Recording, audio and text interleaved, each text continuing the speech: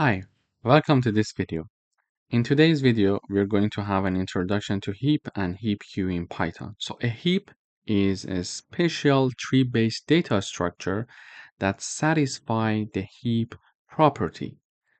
For example, in a mean heap, which is the default in Python's heapq, the smallest element is always at the root.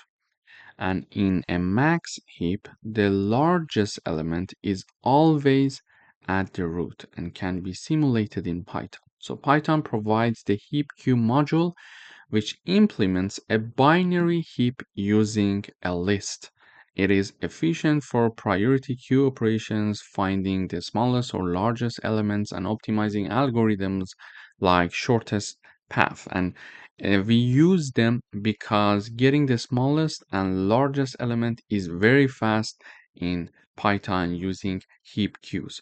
In the following videos, we are going to have some coding exercises and have some figures of discussing the tree-based data structure and see how we can implement heapq to have our results in the root, for example, the smallest one or the largest element in the root. Thank you for watching.